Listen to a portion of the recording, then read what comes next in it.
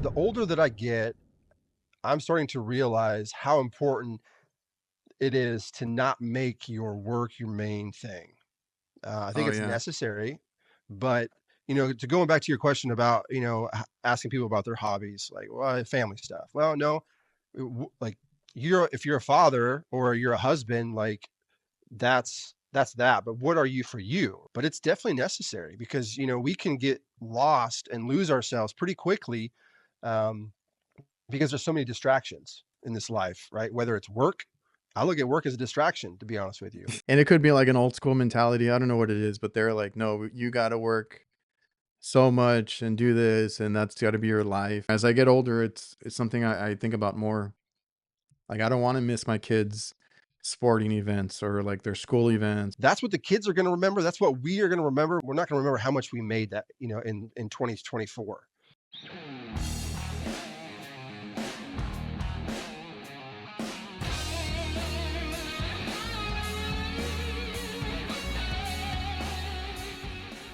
What's up, everybody? Welcome back to the Reliable HVACR podcast on YouTube. Make sure you like, subscribe, comment. If you guys are listening to this on audio on Spotify or Apple or any of those other platforms, make sure you leave a review. I appreciate all the 5-star reviews, and that really helps us out. Make sure you follow the show too.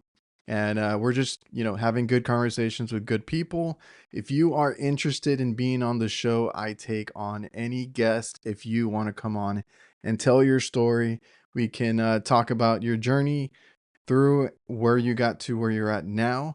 And I think some people listening can relate to certain stories. So it helps. Just come on, tell your story. Any sponsors that want to come on and help out with the show, there's a few spots left. Email me. All my info is in the description. If you guys want to be a sponsor of the show, any companies that are listening, I would greatly appreciate that. Thank you to all the sponsors that do make this podcast possible, like Jobber, our CRM that we use specifically for our business. A lot of automation, a lot of AI features coming. I can't wait to use that next year and kind of really implement the marketing and everything.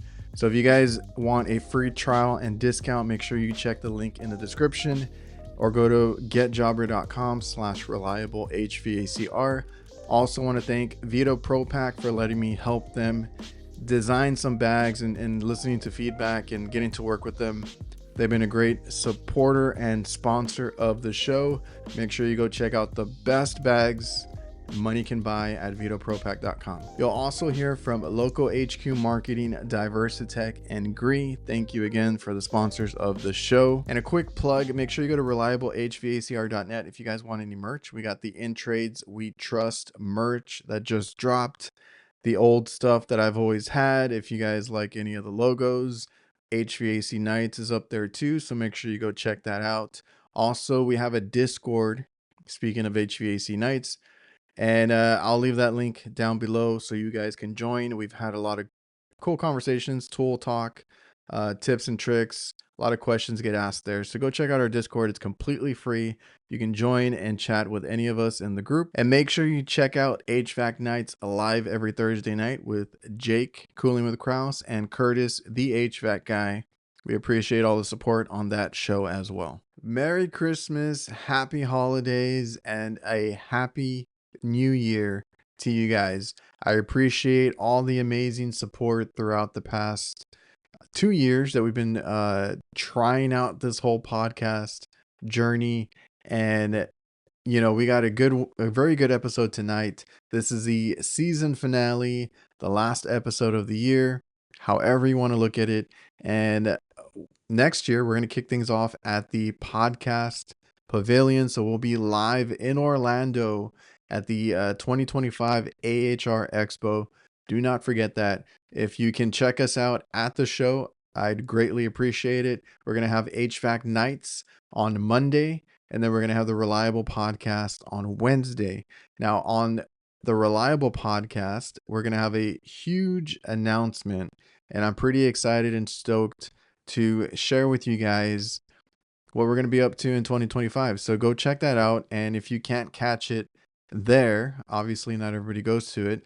The episode will air on YouTube that week, and obviously, as per usual, the following week on all audio platforms like Spotify, Apple Podcasts, all that good stuff. So appreciate you guys. Stay tuned for that announcement. And now, as far as today's episode, this guy needs no introduction. If you are watching my content, you probably are watching his content. So without further ado, let's do some work. Are you guys what kind of weather do you guys got over there? Because like over here it's still in between cool and hot.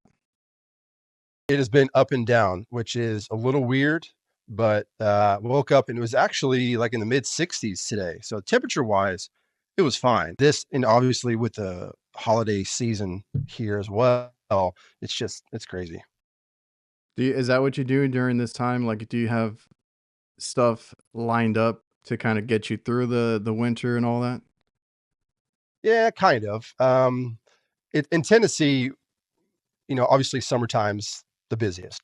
Dead of Yeah. winter, which is typically going to be around, end of January into February, and then maybe even early March. So the shoulder season, we're in it right now. So yeah, I usually try to push off any type of projects that are not absolutely necessary, and then also just the media side of things. I started up another company doing that, so I've been pretty busy with that as well. Yeah, I was gonna ask you about that in a bit. But I had recently seen your Mexico project. So what part of that what part of Mexico did you go to? So if I can pronounce it well enough, Piedras Negras. So it's like right over the border of what is it? Uh, Something Pass, Eagle Pass, Texas. Oh, So it's a border. y'all went through Texas. Yeah, Oh, that's right, because you went with yeah, Ben, right? yep. So we picked up Ben in Austin, and so it's a border town. It's really just like literally across the border. And then the project itself, we stayed at the school, but the where we did the work was at their camp, and their camp was like an hour away, so it was a little bit farther in. So a buddy of mine here, local, his brother is the director of that facility. So we were just chopping it up one day earlier this year, having coffee, and he was talking about their camp, where it's a youth camp, and the summer months, the kids are there, they're sleeping there, doing their programs, and all of the buildings, none of them have any air conditioning. I couldn't believe when he told me that, because Yeah. obviously it gets super hot there. So I just said, kind of in passing, I was like, hey, let's do something about it. I've got resources. Let's see if we can make it happen. And that's, long story short, that's basically how it worked.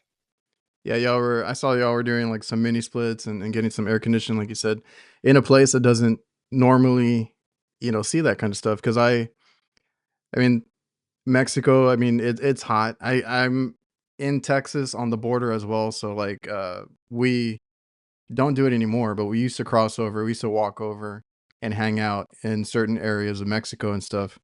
And I mean, it used to be like fun going over there. I'm sure the culture, everything that you saw over there was pretty neat. And I saw you guys getting a lot of like I saw that you got paid in tamales and different things, and you got some authentic Mexican food. Yes, and that was probably one of my favorite parts, because I love Mexican food. We eat as much as we can here locally. Try to find all the more authentic spots here. So going there was fantastic. I was just, lack of better words, eating it up. Just enjoying that. Not just that, but the culture, like you felt like you were part of the family there. And that was one thing I didn't really expect when I was there. Like they really made you feel like you were just part of the family. So anyway, it was just a cool experience from that perspective. Okay, like I know you like Mexican food, and I know Ben's big on tacos and stuff too. How hard is it to find that up there? Because you're like in that Tennessee area, no?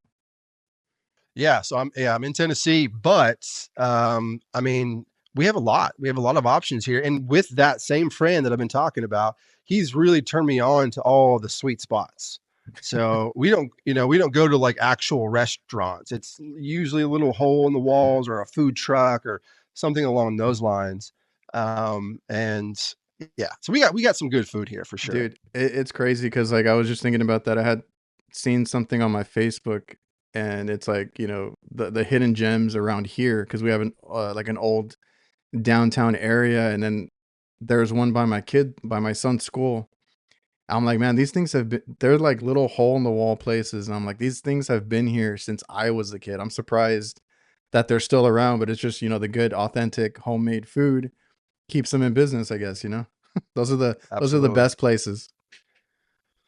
They are. Yeah. I mean, there was one spot in Mexico where all they did was serve breakfast tacos. And they had these signs on the walls, and they would cover them with magnets whenever they were out of that specific meat. Mm, And it was just a little drive through, and it didn't seem like you were at a restaurant at all, but it was the best, man. It was awesome. yeah, that's a thing here. We've had breakfast tacos for dinner and stuff like that. Like it's just, if the food is good, it's good. That's it. Absolutely. And I saw the video where you mentioned that that was kind of a goal of yours at some point to do some things to help others out, the charity type of stuff. So is there Hmm. more projects that you got lined up or thinking about doing? Yeah. So, well, first of all, that Mexico project was just phase one. So we're going to be probably doing one, more than likely two more phases, because there's quite a few buildings on that property. So at least that's the goal. That's what I'm trying to do. That's what I'm going to be going for. And then outside of that, we had the the hurricane hit like North Carolina really bad. So I Yeah. was wanting to actually go out there here, hopefully the beginning of 2025. So we don't wait too long, but I don't really know. I don't have any resources out there yet to know like when my services can come into play. So I'm still trying to figure that out. But Trade Grind is a brand that obviously that the Mexico project was Trade Grind. That was our first project. So that's part of what Trade Grind is all about, is giving back to the community in any which way we can. So right now it's doing project work like that. We're also going to be getting into, hopefully, tapping into some of the schools, like the tech schools, and maybe creating some grants to where we can pay for people's tuition, or just maybe setting them up with tool, whatever Yeah. whatever we can do. That's the kind of um, the main part of what Trade Grind is about. But yeah, it's really all about just tapping into the community and giving back any which way we possibly can. So, and we're just getting started. Did you make Ben work and earn his keep? Oh yeah, for sure. Ben, I mean, that's one thing you got to know about Ben. He cannot go somewhere without working. If he's at your house, I mean, he's going to be doing stuff. I mean, he came to my house for my 40th celebration that I had, and he's in the shop wiring up switches for the lights. I mean, that's just who he is. He's all about getting stuff done and helping people out. So, yeah, he definitely put his work in for sure. Yeah, man. He came down to the it was something for Insco, and he wanted me to go by. It was a like a counter date type of deal. And then he had to catch a flight like immediately after. And I was like, "Oh, I got to get back to work, this and that." And he's like, "If I had an extra hour or two, I would go up there in the attic with you because I had like a drop ceiling." I was like, "Oh, I got to redo duct and all this other stuff." And he's like, "I would love to help you, but I got to catch my flight." So he's like, "If not, I would have been up there with you." This podcast is presented by Local. Local works tirelessly to help HVAC contractors rank higher on Google. They use an attack methodology to make sure that contractors dominate their local service areas and increase their market share and generate higher revenue. Reach out to Local at localhq.com/reliable. Mention me or the Reliable HVACR podcast, and you'll get 2 months of SEO for free. I don't know who the OGs of YouTube are, but I know I was watching you, Tito, Chris Stevens, all of you guys during that whole COVID thing. Is what year did you start your channel? Yeah, I think it was the end of 2019, if I'm not mistaken. Like right before everything hit. I Yeah, think all of like you, six or not all of months. you, but like you and Tito started around that time. Yeah, I would say probably about 6 months or so before COVID actually hit. And was there a reason or any reasons that you kind of started that? Like, what was the you know thought process behind that? and it was something that actually just fell in my lap. The reason I started is because I wanted to learn more about videography. It was just a passion that I started to realize. And, I originally were doing kids' birthday parties and helping out on weddings and just anything that I could to learn the craft. And then I realized, well, I do HVAC every day. Why not just start filming what I do? I mean, I'm a one-man operation. So, I mean, I guess it's interesting. So I just started doing it. I had no idea that there was even already a community out there. There were people already doing it. So it was a surprise to me, to be honest. And yeah, just kind of went from there. So that's what I was wondering, like if you had any prior interest, hobby, whatever you want to call it, into videography, but you haven't done any like schooling for that or anything, right?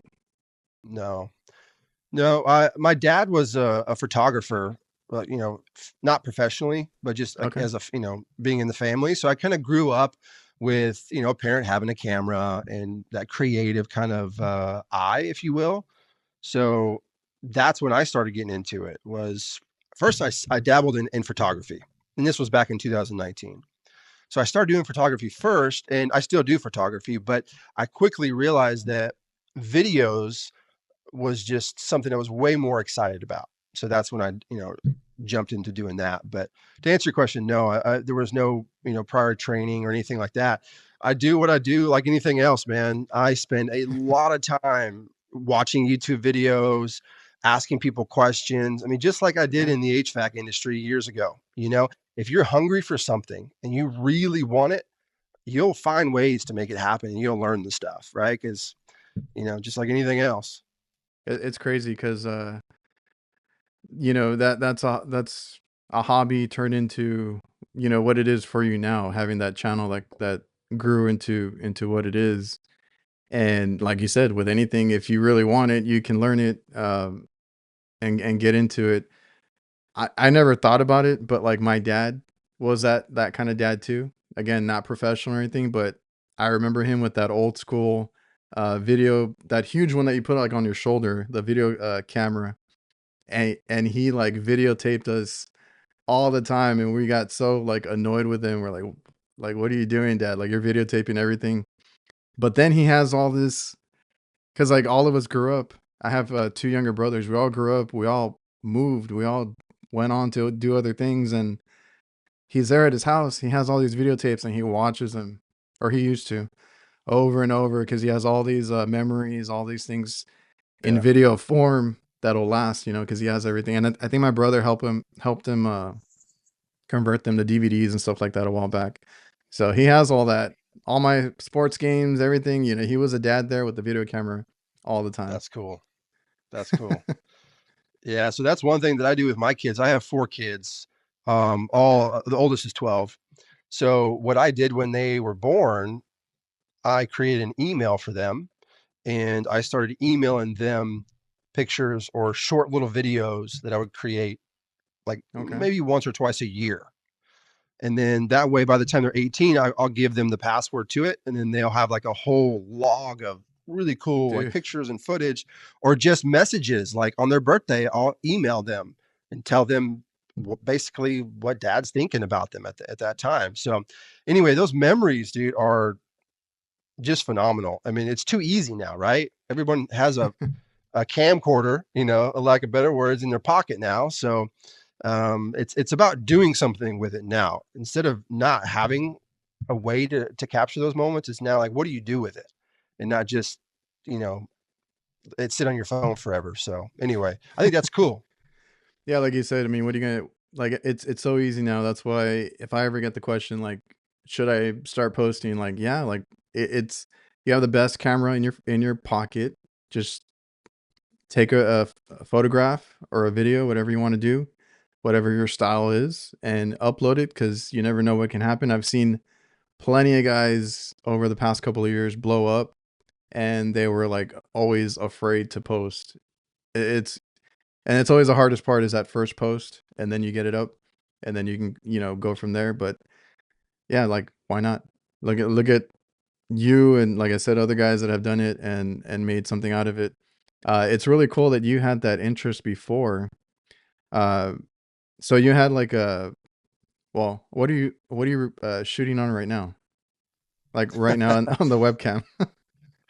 Right now I'm using my actual camera. So it's a Canon R6, the Mark II version. It's got an actual, removable lens, and you can do all that fancy stuff with it. So, but the funny thing is I started out using an actual, like a DSLR or a mirrorless camera in the field. And then I quickly realized that it was so cumbersome, right? You're out there in the elements, it would overheat, just too many problems. So, whenever I switched to the iPhone 13 Pro, I started using my phone for everything. And still to this day, I have the iPhone 15 Pro Max now. And that's what all my videos are shot on that. The ones that are in the field.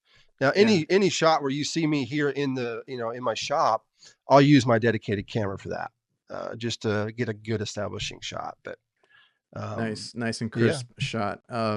Yeah, I had noticed and also not noticed because, I had watched your videos. A lot of times I like to see, obviously the HVAC stuff, but also how you film things. I think is a cool thing to see coming from somebody that was doing that sort of videography stuff before, and then like you dove into it, and then you did HVAC content.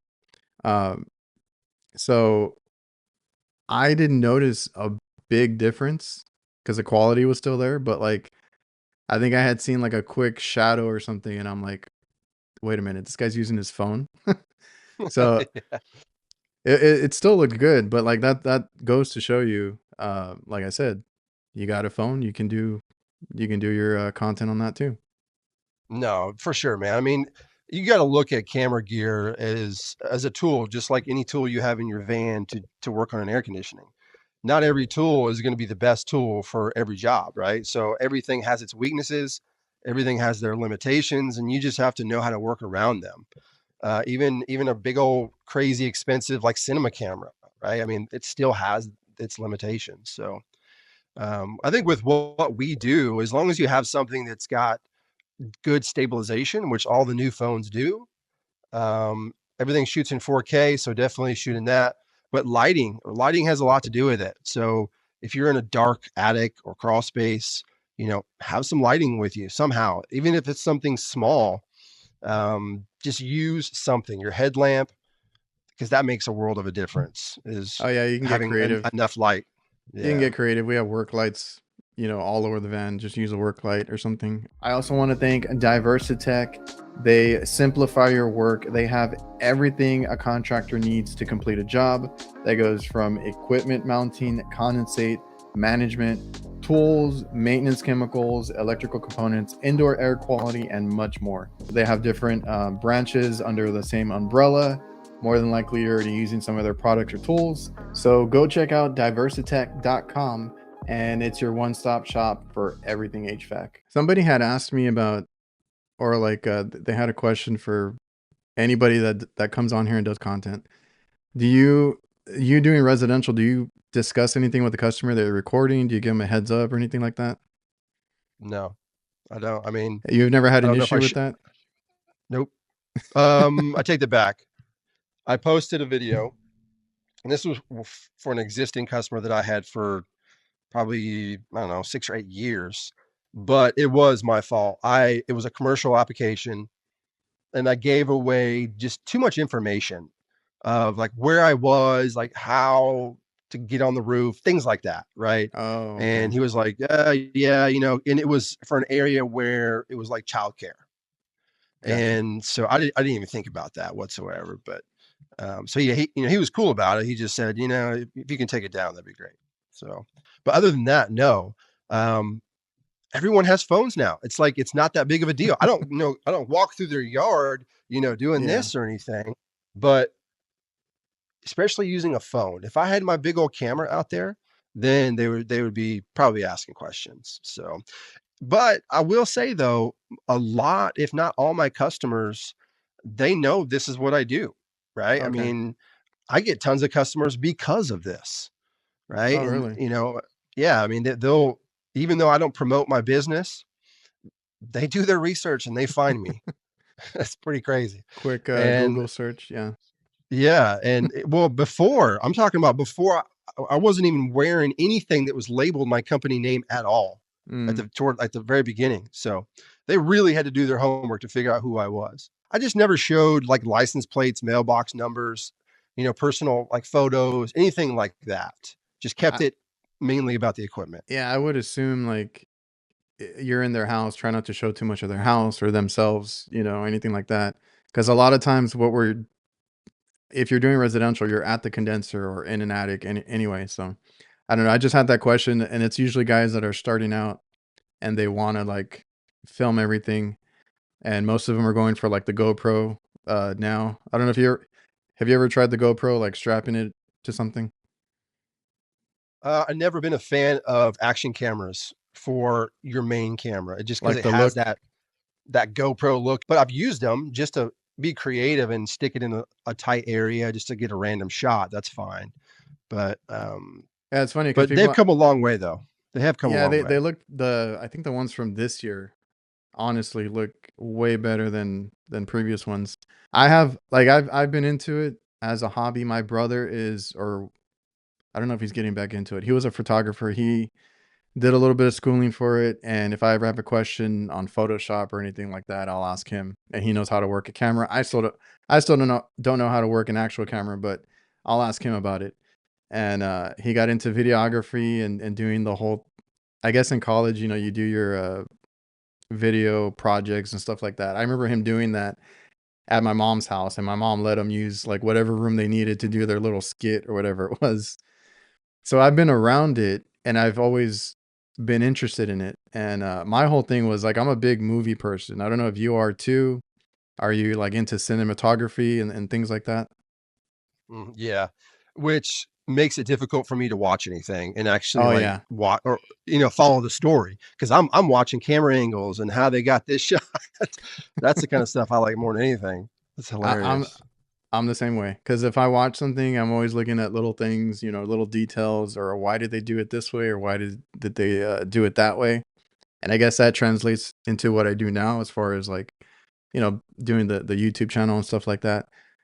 And the only thing I've had difficulty with, which I think I'm finally figuring out, is like the whole short form content, because that is completely different from anything you do on YouTube. Like I've had to kind of change the way I think about that. Yeah, I personally haven't really tapped into that world. I always use Instagram as a means to direct traffic to the YouTube channel. That was always kind of my intention at the beginning. Again, before knowing that there was a massive community just on Instagram. So I've always wanted to do more, but that's just how it is, right? You always want to do more, but you just don't have time for it.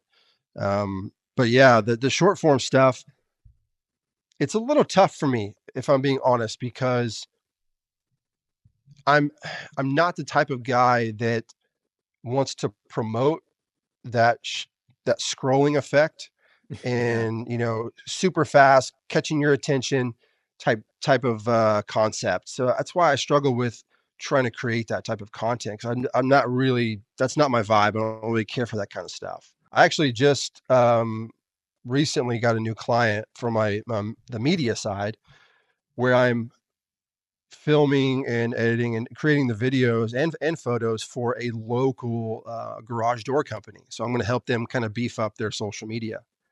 And so I had to completely look at this from a different lens, right? Because we're not doing Yeah. long form, we're doing this short form stuff.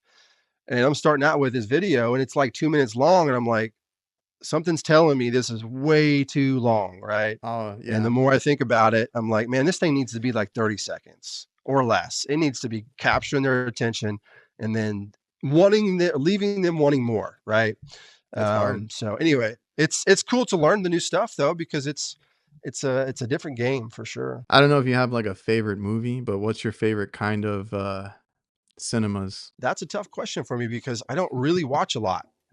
Not even I like feel like from I don't. back in the day or anything? Back in the day, maybe okay. So before being like this crazy busy father Before slash being an adult, entre- yeah. yeah. Um, I don't know, man. I think I've always gravitated towards movies or shows. It doesn't really matter, Yeah. but it has to do with like outdoors, like nature, Mm. adventure type stuff. Like, and that's still how I am now. Like if I do want to sit down and watch something, I want to pull up like a documentary on some guy climbing a mountain or just doing something crazy. Like that's the type of stuff that I can get into. Yeah, I mean, I'm on the tech side, the technology side, so I've always been into sci-fi films, that kind of stuff.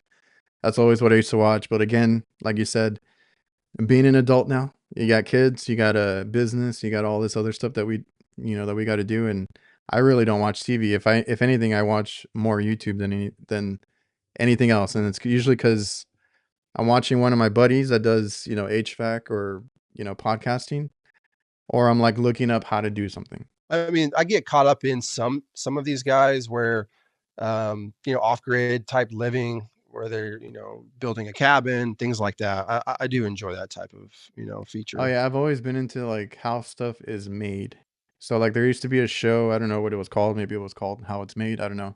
But on Yeah, TV, there was one. Yeah. yeah, on TV they would take you through like the manufacturing process of all these different things. Like it could be candy, it could be, little tools or whatever it was, and that's what I found fascinating. Not a TV show or anything like that.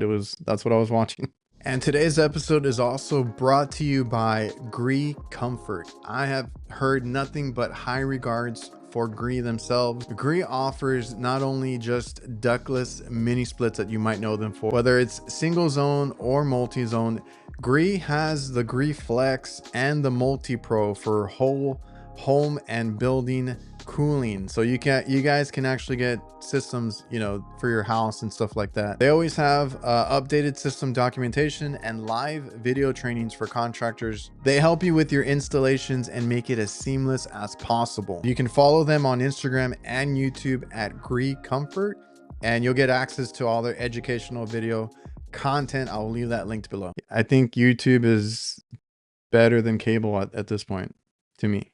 Oh yeah, 100%. Oh yeah. And you are into all that outdoor stuff, right? Because you have a Jeep that you take out. I saw that you went out with your son and you kind of recorded some of that. And do you guys go Yep. camping and stuff like that? Absolutely. Yeah. So camping is and trail riding, anything like that is like what I'm all about. I would spend every day if I possibly could. So I have a Jeep that's set up for more of like remote trail riding, camping, things like that. It's got like a rooftop tent on it, and it's got like a little kitchen in the back that I've kind of, created to be able to cook when you're out there on the trail. Then we also have like a normal camper that we pull with my truck that we take the whole family with. So we've got multiple ways to be able to get out in nature, but that like being in nature is absolutely mandatory for me to like survive, because like that's how I reset myself is by getting out in nature. But yeah, man, we this fall, man, my family and I, this is the first time we've ever done this. We did a 3-week trip out west to the Midwest with a camper, and we went through Montana, Wyoming, Utah, and then through Colorado, and then back to Tennessee. So we had a huge, massive trip. It was amazing. Um, and then I think just a couple of weeks ago, actually 3 weeks ago, I just got back from Utah. So I did a Jeep trip with a buddy of mine. We drove out there in our Jeeps and we did more of like backcountry style, where we're doing like overlanding, like a lot of miles out in the middle of nowhere, and camping and all that stuff. So yeah, we love it, man. We got dirt bikes, kayaks, bikes. I mean, we're all about that kind of stuff. Oh yeah, I remember the dirt bikes. So your outdoor, all that stuff that you do is how you also decompress and kind of get away from the business. Oh, absolutely.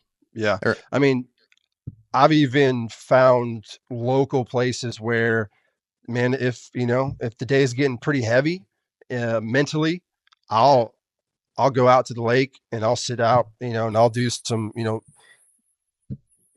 I guess you could call it meditation, but I'm basically just sitting there and I'm just being calm and I'm just letting things pass.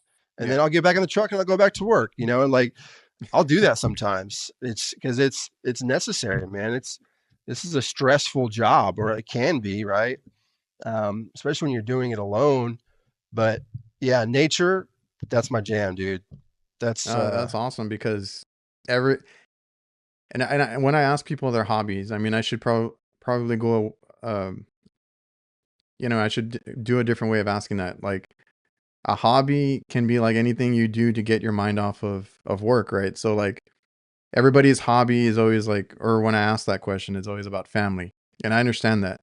But like, what do you do with your family, right? So like you're an outdoor person, you might get away during work. That's another way to do it. But you and your family did that whole trip, which is something that I'm interested. Well, my girlfriend wanted to get like a camper too and kind of do like a trip where we can go through states and stuff like that. It's amazing. I mean, it's hard work, especially with kids. Well, you got a full house But too.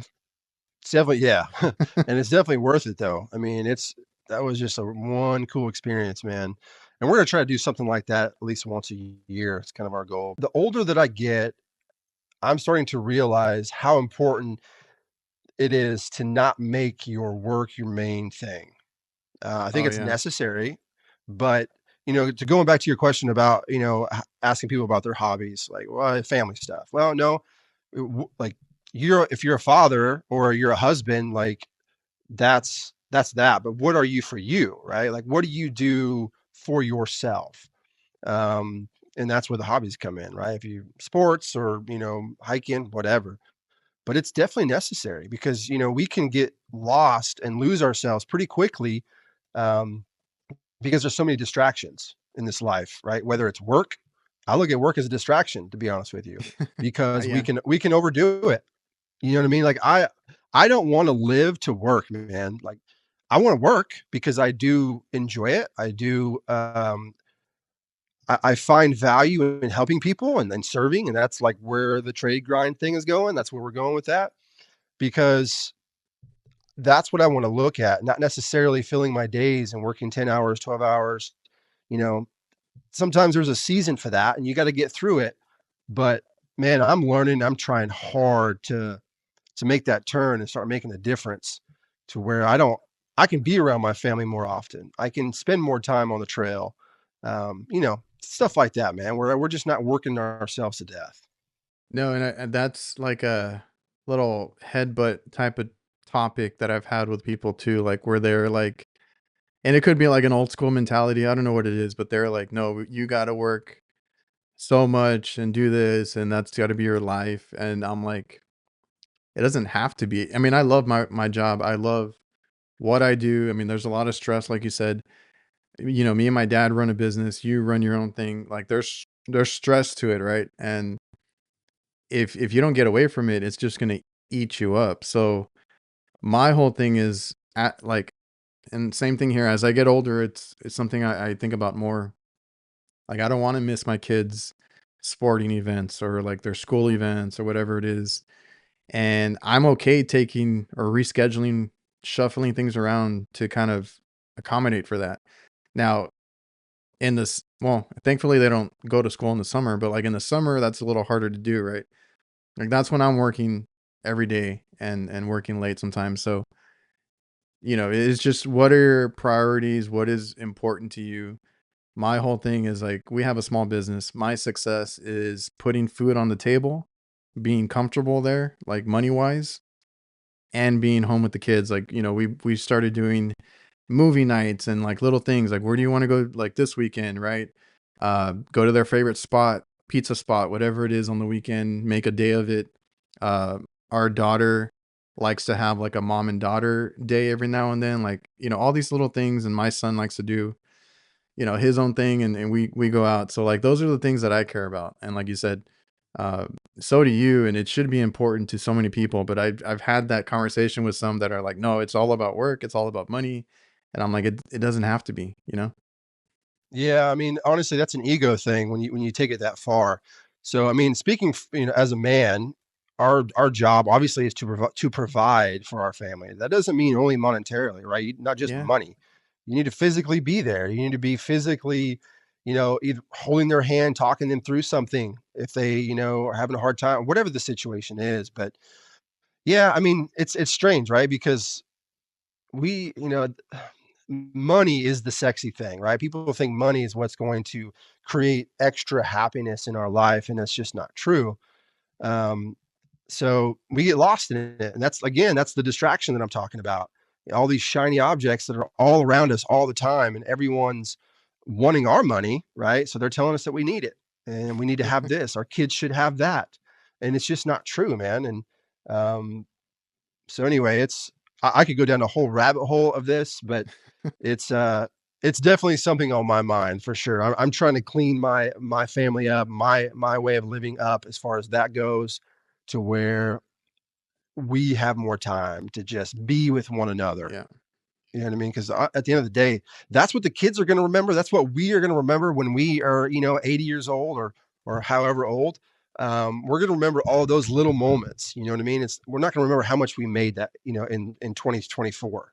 And I remember when I was a kid, how my dad was, and he was his whole thing was family as well. So like I'm thankful for that. So I always put myself like in my kid's shoes. I'm like, what was I doing at his age? And what do I remember? I remember my dad was always at my school. He loved watching our sporting events. Well, my brothers didn't get into sports, so I was the only one that got into basketball, and he was into it and he loved it. He was at every game, and it's funny because he volunteered at a lot of the school events.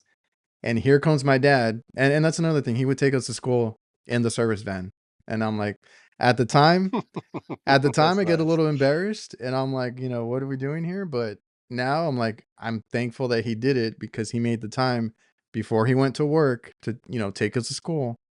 And those are the things that I remember. Like you said, what are our kids going to remember? That's been, that's a message that I've been trying to get to some guys when they ask me about like pay and money and stuff. I'm like, you're going to get it. I was like, I promise you're going to get it if you work hard. But think about if you have a family, think about that first. And yeah, man, my dad was there, taking us to school in the work van.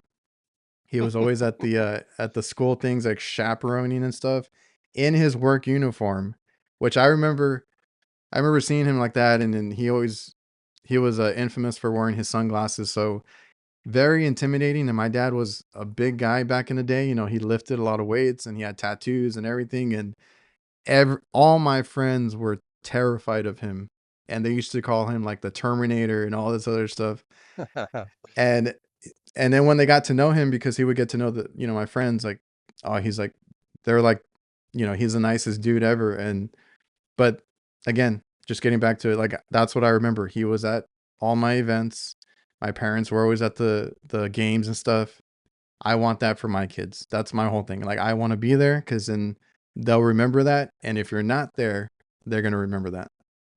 Absolutely. Yep. It's Yeah. important. Sorry if I went on a tangent there. No, you're good.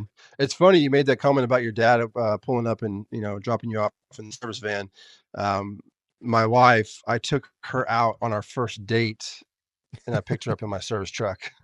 Oh, really?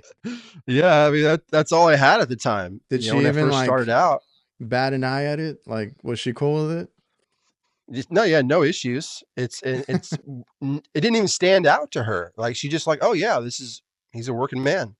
He You got to picks, do what you got to do. obviously, I mean, obviously, like I keep my stuff clean. It's not like a trash van or truck or anything. So it was clean. It was nice. But it's still funny that our first date was in a service truck. And y'all went out to like a nice dinner, or how was that date? We actually went and watched some live music. So Okay. that was the first couple things that we did when we first met, which was pretty cool. But yeah, not too long after that, I would say probably a few years, she ended up working with me. So we worked together for like 3 years. She was out in the field, or she rode with me in the truck, helping me do installs, service Did calls, all of it. Okay, did she have any prior trades, blue collar type of N- jobs, or she just not at all. so Not she at really all. loved you? Yeah, but honestly, it was more than that. It's just who she was. It was the number one thing we would get from our customers all the time. They would ask us, "How in the world do you guys work with each other all day and then go home with each other all day as well? Like you never have a break from one another." And we were like, we don't need it. I mean, we get along well. We're best friends. We We have a good time. Obviously, we have our our struggles and whatnot, but we worked so well together. It was crazy, man. And for her not knowing anything and not having a ton of physical strength either, helping me put furnaces and air handlers in the attic and just it was cool, man. It was one of the best experiences for me because I got to hang out with my best friend all day and we got to work, which was pretty cool. And not only that, she's a serving type. So I'd be in the attic and she'd bring me up a cold towel and ice water and things Yeah, like that. And I was always, stuff that we don't think about to get ourselves either. Because I'll work in a 100 yep, degree weather and I'll never go get water. I'm really bad about it. yep. And she knows that about me too. So, but yeah, on some level, she misses being out there in the field doing that kind of stuff. So we had a good You time. said that was for like 3 years. Yep, she was in the truck with me for about 3 years until we had our first child, and Gotcha. then, of course, I mean, I'm pretty sure I can dig up some pictures, but she was out in the field working with me with a full belly, like up Oh, maybe a few weeks up until she had our first child. So, um, she's a hell of a worker, man. That's for sure. yeah. That sounds like it. Yeah, I mean, obviously everyone's different, but looking back, I mean, because I'm not an easy person to work with at all whatsoever. I'm pretty, I'm a hard ass, right? Like, I'm very strict on how I like things, and if I told you once how to do something, you should know how to do it the second time. I shouldn't have to tell you, right? So that's the kind of guy that I am when you work with me. So the worst person to work with. Um, but I have to give her credit because she was the type of person that she didn't take things personally. So if I got kind of snippy, like I would with any other person, and I didn't treat her any different. She just understood that we're at work and this is how he works. So she respected that, right? And we wouldn't argue because I was, being too mean or anything like that. So it was cool. It was a good experience. Are you right now a one man show? Because I know you had an apprentice for a while, but are you back to solo? Yep. Yeah, I mean it's been over a year. Um, Shoot, I think this spring it'll be 2 years Oh, since I've been back to solo. Yeah. and is that something you So prefer or? I do. I mean, dude, I've gone back and forth on this so many times. I know my wife's probably sick of me talking about it, but because I want to grow, I want to have employees, I want to do this, and then a week later, I'm like, no, I don't want to do that. I want to stay where I'm at. This is great. I have more control over the quality of work. I don't have to deal with X, Y, and Z. So I end up just staying where I'm at, and I just pour in more effort into like the media side of things. So anyway, that's where I'm at. I So, have you ever had problems with employees, or is it just like you prefer it that way? I wouldn't say problems. No, not at all, really. It's just dealing with people and their problems, their emotions, and their struggles, right?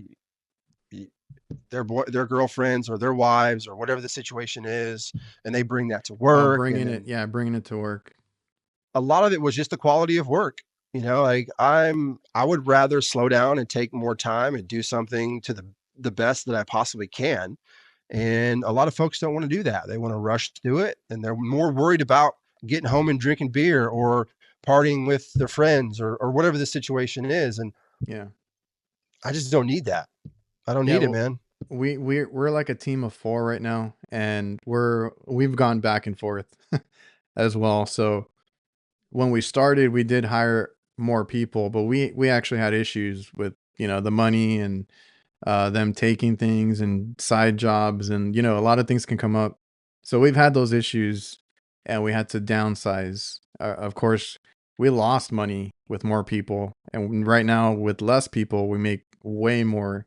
We've kind of tried to control it, but even still, right now, like one of our guys, he rushes a lot, and that's what gets me all the time. And I try not to get pissed off about it and stuff like that. But it gets to me because I'm like, dude, like you said, slow down. I don't want callbacks. I don't want this. But it's hard because when you have employees, you can't control everything that they do. You need them to go do their own calls. The guys that do have big companies, kudos to them. But quality control is a, so it's a real. issue. Yeah, for sure. I mean, you just have to be bred for that type of business. Like you just have to really want that type of business model. And I just don't. Like I don't care. I make damn good money. I don't need to grow. What's the point in growing? Right? I mean, my I customers are getting taken care of. I don't have any Yeah. issues when it comes to that. Like so other than ego, what is the reason why I need to go and work more? One of the biggest reasons why I became self-employed to begin with was that I wanted flexibility. I Yeah, wanted sure. to, if I want to be off to go hang out with my kids or go on a 3-week vacation, I can do that. And I cultivated my clients and my customers to where they understand that and they'll wait for me.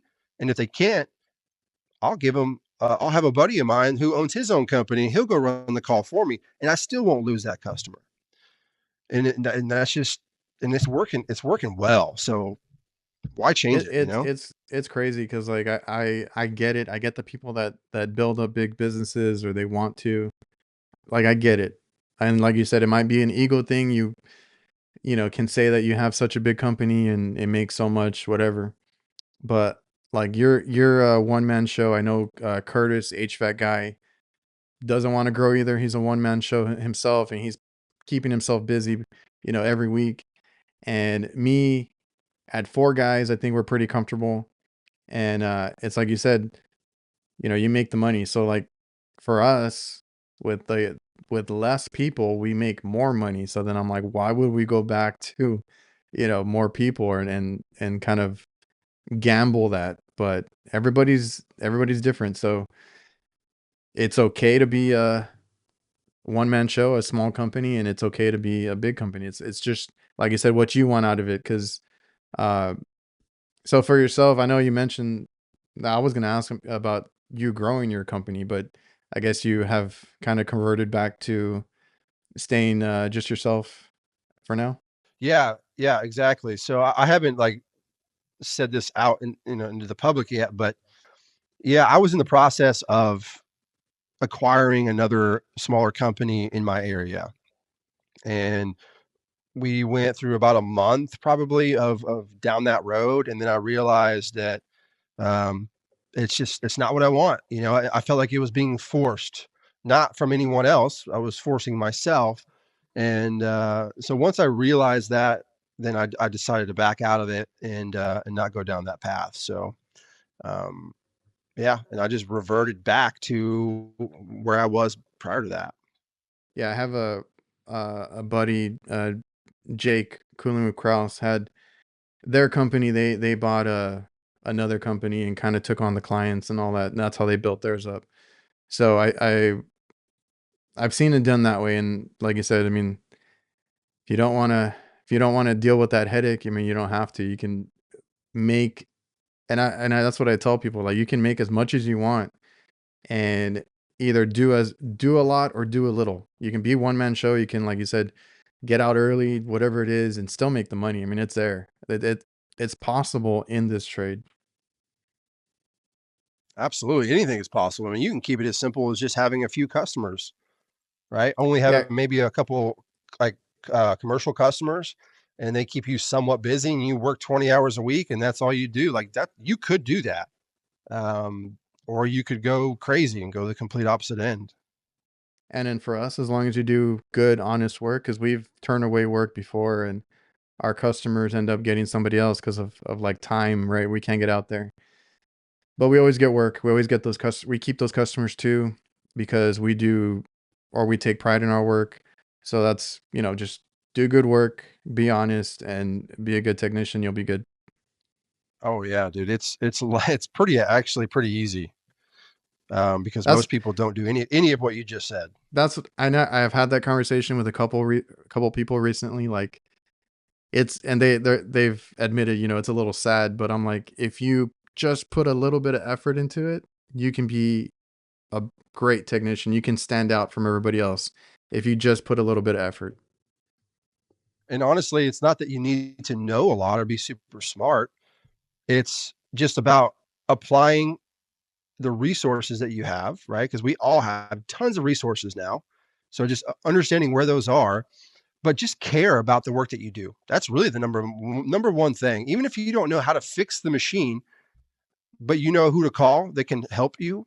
Like, as long as you don't just walk away from it and say you fixed it just to get out of there, right? I know a lot of people do things like that. Like, care about what you're doing, and that goes a long way. See, like I didn't know if that was a common thing because I've told people like, be honest, if you don't know something, you can come back or you can call somebody or you can look up a YouTube video, whatever it is you need to do to figure it out. You have resources, like you said. Um, and I'm like, be honest though, because I've seen it too, where they're like, yeah, button it back up, it's all fixed, and then they get paid and they head out, and then the customer's like, okay, it's not working, it's still not working, but they told them it was working. Oh yeah, I've had customers tell me that about other companies quite a few times, and then they get ghosted. They don't answer the phone or whatever the case is.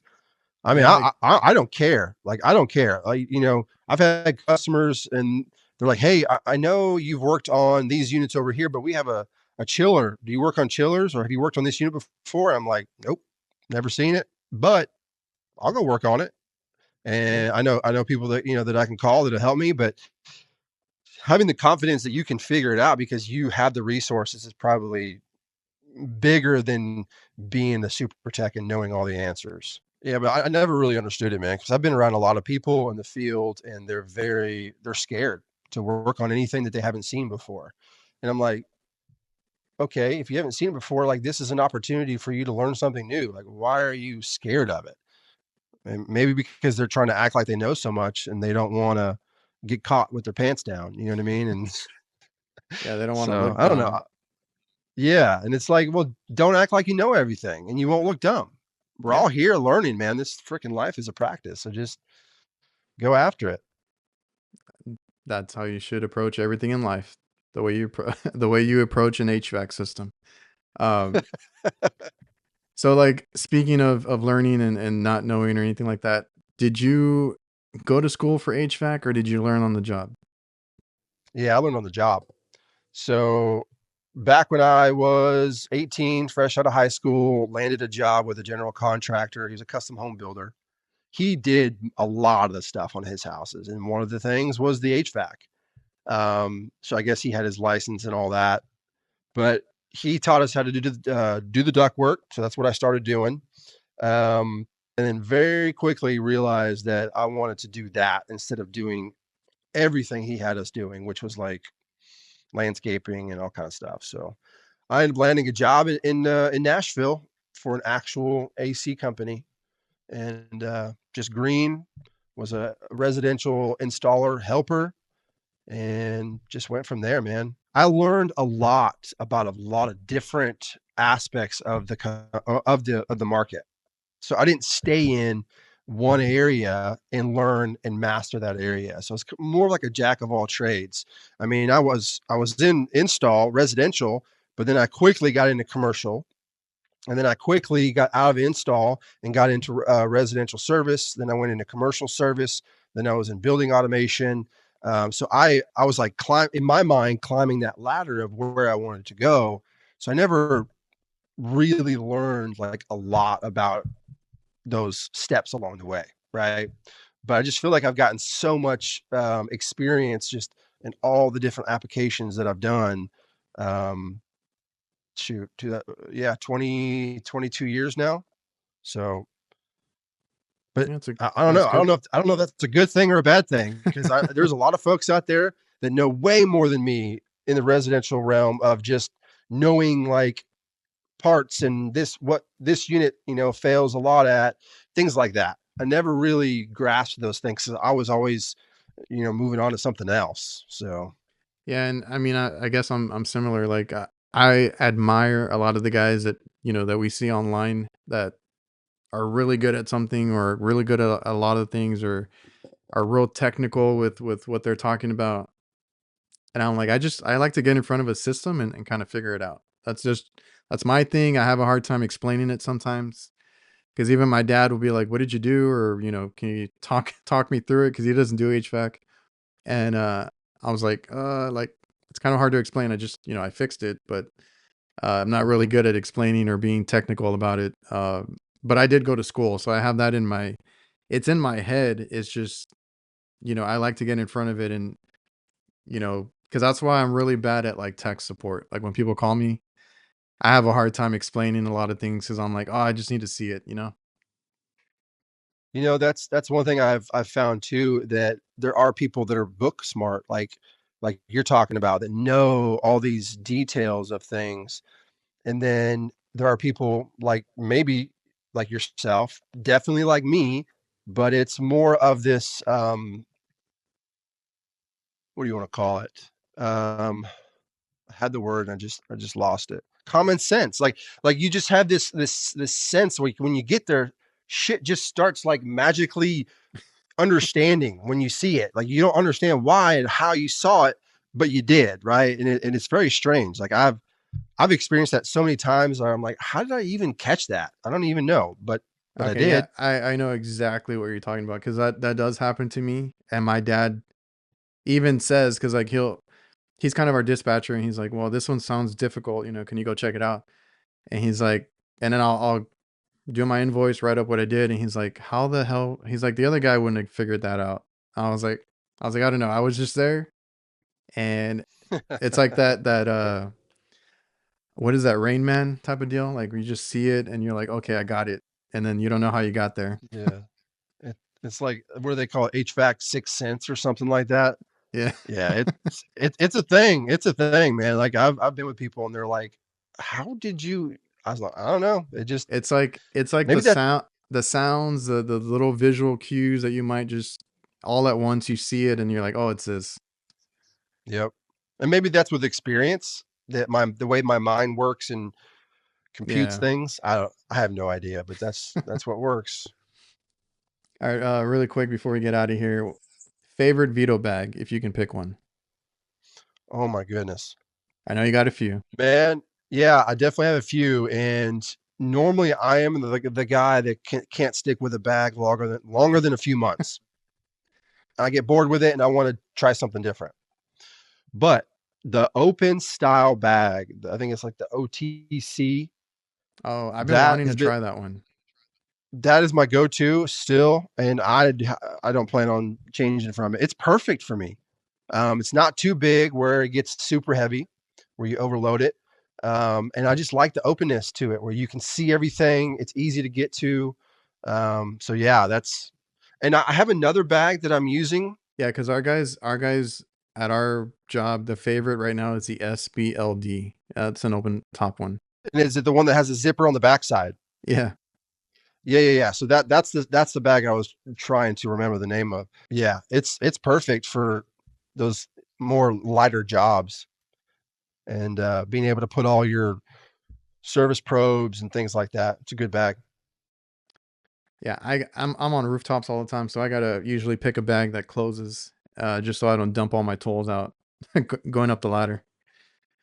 Yeah, having the backpack straps too are obviously right would be I've helpful. been, yeah, I've been leaning towards anything that's backpack. So I have like the MB3 Blackout, which is like technically a backpack if you have the attachment, and then I think I'm gonna try out the MB5B. That's the one that everybody loves. It's like the backpack everybody's been asking for, I guess. Yeah, I mean, dude, you can't. It's all personal preference, obviously, but those bags. I mean, I still have my first bag that I got, and when I got it, it wasn't even brand new. I got it Mm. used from a coworker, and this was back when I worked at the company before I started my own company. So this was like back in 2010, I think.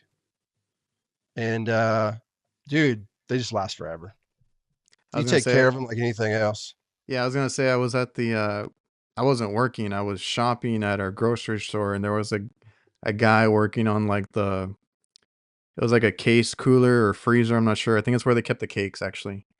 And he was working on it. He had it open and everything. And then like towards the bottom, I spied really old, faded, but like he was still using it MB2, and I was like, yep, that those things can take a beating and they last forever. Like I still have some in my garage that are like from years ago. Well, we've been here over an hour. I don't want to keep you too long. I won't keep you away from your family and all that. I appreciate you for taking the time and sitting down, man, and a good conversation. I think we hit a lot of good points. And thanks again. Yeah, of course, man. Appreciate you allowing me to be on the show. Hey, man, I've been watching you since 2020, and a lot of cool videos, a lot of cool shots. Similar interest on the cinema, side of things, and it was really cool to talk to you. Anybody watching and listening, I appreciate you guys for tuning in, and we'll see you guys next time.